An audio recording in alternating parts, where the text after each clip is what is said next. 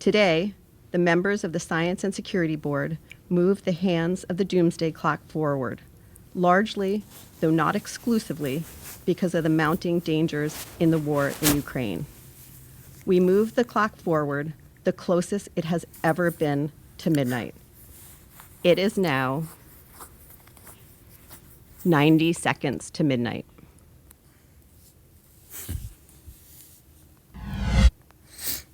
Shalom. Kohala Yahweh Bahashem, Yahweh Shai Bahashem Rahakwadash. Double honors to our teachers, the apostles, and the other bishops of Great Millstone.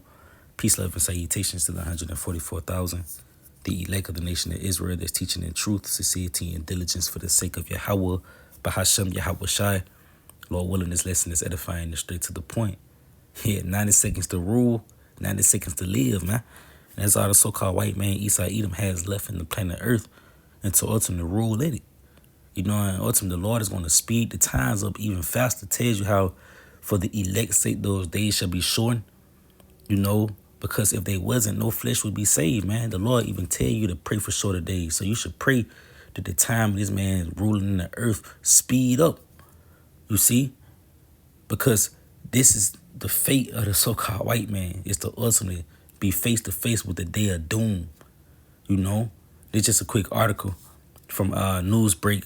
It says scientists to deliver a warning about nuclear war with doomsday clock 2024 announcement. And why this guy on the clock, man? You see?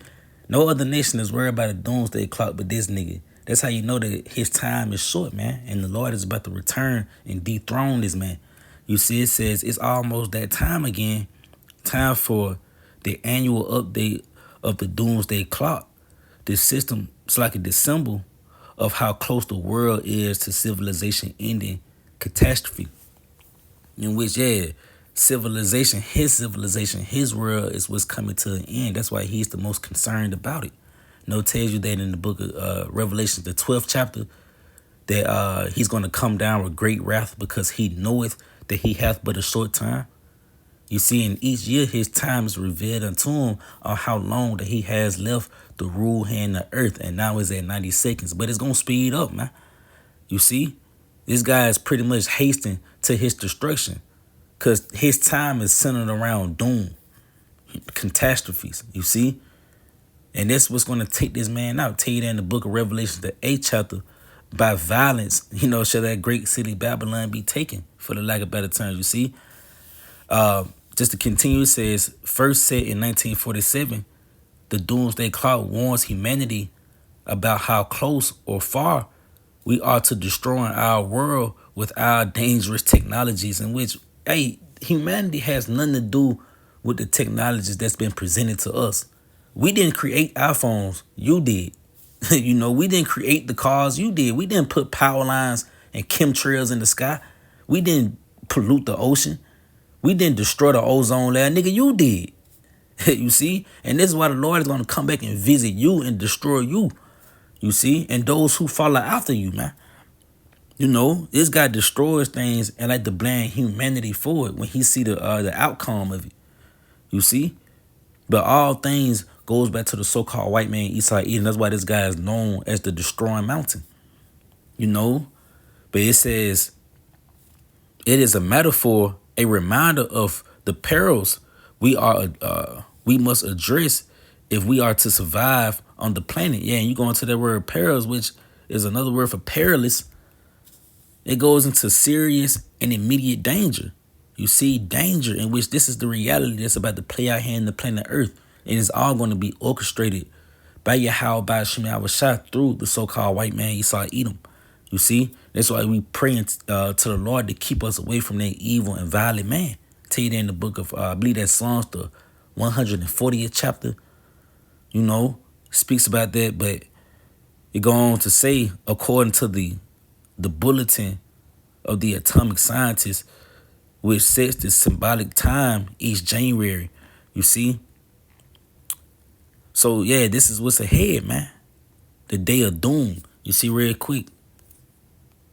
Matter of fact, let's do this. This is the book of 2nd Ezra, chapter 7, and verse 43. Yeah, it says, but the day of doom should be the end of this time. See? And you go into that word doom, it goes into some other terrible fate, man. And the terrible fate that's about to present itself here in America is a thermonuclear holocaust, man. The Lord is about to wipe this place out by way of nuclear missiles. It ain't nothing you can do to reverse it or to say it ain't true, because this is where life is headed, man. You know, every nation has a nuclear weapon in their possession, and they all have their eyes set towards America. You know, so it says, but the day of doom shall be the end of this time, in the beginning of the immortality for to come, when incorruption is past. Yeah, and their corruption is being pushed through the so-called white man Esau Edom. That's why his rulership and his end is all centered around doom, because this is the fashion that the Lord is going to use to take this man out, man. You know, and what other fate can be for the wicked, man? This guy is destroying infrastructures, nations, then turn countries into third world countries and suck resources out of places. You know, ultimately he touched the apples of the Lord's eye, which is the children of Israel, you so-called blacks, Latinos, Native Indians. And the nigga gonna pay for it, man. You know, he's not gonna get away. That's why the Lord has the day of doom set for him.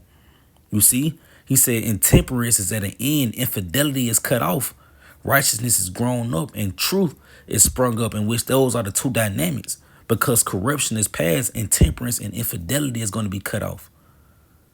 But righteousness, because the rightful rulers, you know, is going to bear rule, then you're going to have righteousness and truth springing up out of the earth, rather than confusion and lies and falsehood.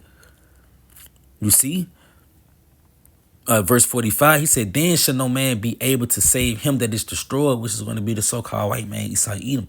Because when he fall, he's going to fall under our feet, and we're going to put him back in his rightful position, which is to be a servant. Yeah, you go into the book of Genesis, I believe it's the 25th chapter, when they received the blessings.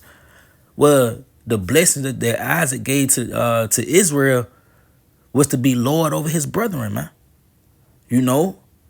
So we are to be lords over the so-called white man Esau Edom, and things is going to come back into his natural state, where we're going to be lords over him. He's going to be our servant, and we're going to be his masters, for the lack of better terms. It never was supposed to be us being the servant and him being the master. But that was just a punishment from the Lord. That was the Lord showing us that he was real, man.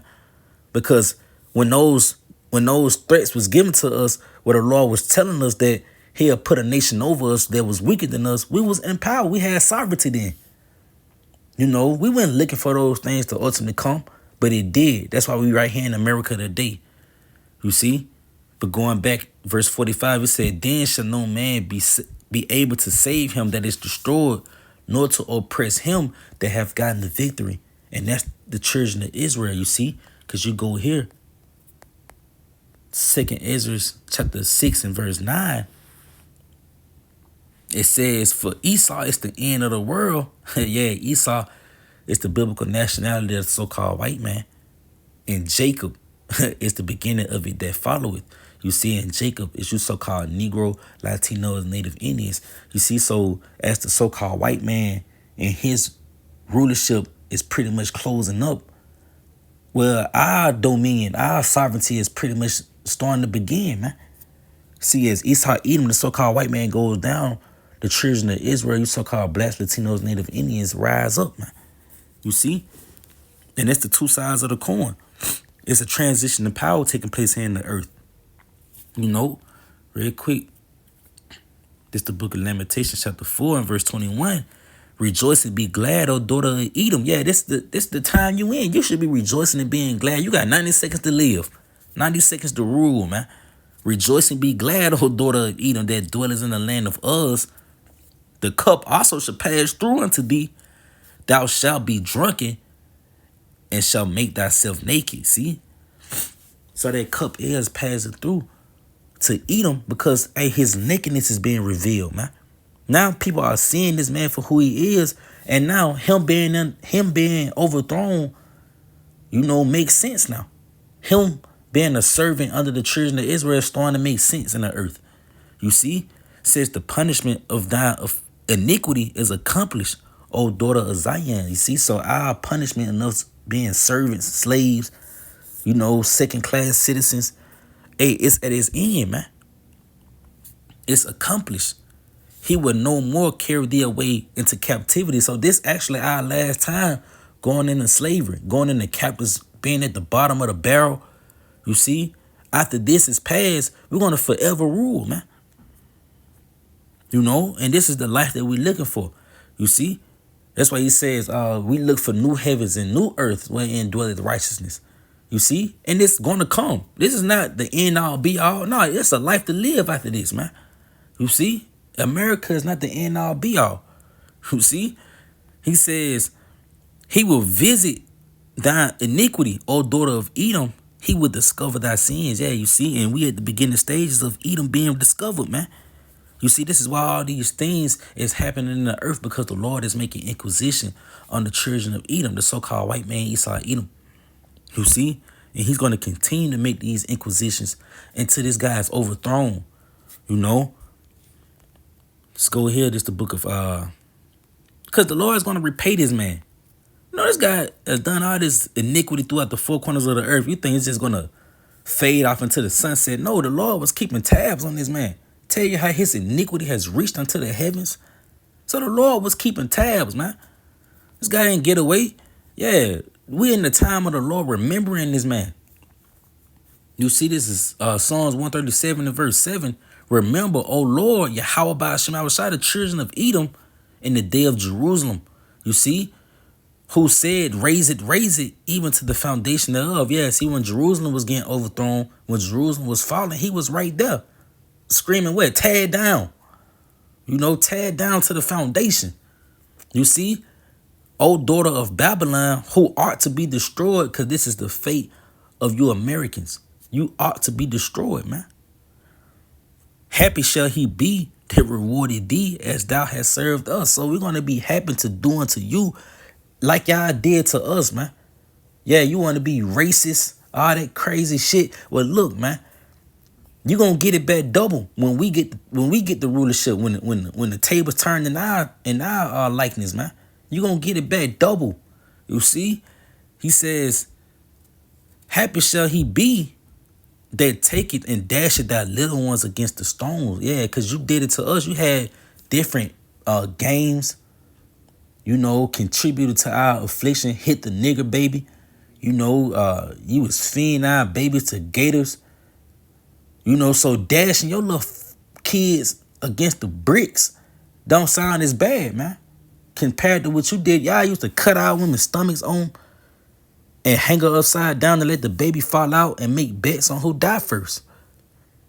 They used to split our people in half, man, with horses. Let's look at the back of the Levi sign, man. You know, the Levi jeans, the symbol. It goes back to them putting horses on each side of Jake. And they used to smack them on the ass and make them run different directions to rip them apart, man. You're going to pay for that, man. You know, the Lord is remembering your iniquity and your day of doom. You got 90 seconds. 90 seconds left, man, before you in our hands. You see, and we pray to the Lord showing the days, man. You see, real quick, this Isaiah chapter 14 and verse 1. He said, for the Lord will have mercy on Jacob and will yet choose Israel. You see, and set them in their own place, and the stranger shall be joined unto them. It's like shall be joined with them, and they shall cleave to the house of Jacob. You see, he said, and the people shall take them and bring them to their place. Yeah, you're going to be taken, man. You see, we're going to bring you to your place, and the house of Israel shall possess them in the land of the Lord. You see, for servants and handmaids. So you're actually going to play the role of a servant, a slave, man. Just like we did, but you're going to play it forever, man, until your period is up. You see, he said whose captives they were. It's like you. And they should take them captives, who captives they were, and they should rule over their oppressor. Yeah, how fitting it is, you know, for this lifetime. Seeing that we the ones that's oppressed. We being oppressed by the so-called white man, Esau Edom, and this is justice because the Lord is going to get this man into our hands. You see? And this is the fate, you know, or the so-called white man, Esau Edom. Anything but the future, man. And this entails his future is to be under our foot. And we're going to have a perfect memory on the things that you did to us here in America, even in our past lives. The Lord tell you how he's going to put his anger in us.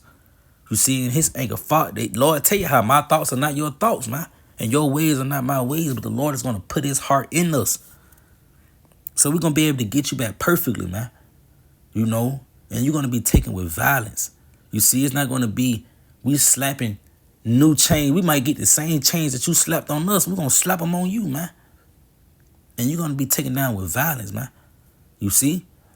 Real quick, let's get that. It's Revelation chapter 18 and verse 21. Slacky, we're going to start at verse 20. He says, rejoice over her, thou heaven, and ye holy apostles and prophets, for the Most High hath avenged you on her. See, the Lord is about to avenge us. You see, it says, and a mighty angel took up a stone like a great millstone and cast it into the sea, saying, thus with violence shall that great city Babylon be thrown down, and shall be found no more at all. You see? So America's about to be destroyed. You got 90 seconds to live, man. 90 seconds left of wickedness being in the earth. You know, and we pray that the Lord speed it up even faster, man. You know, but I just wanted to speak on that. Lord willing, you was edified. To this video, say shalom.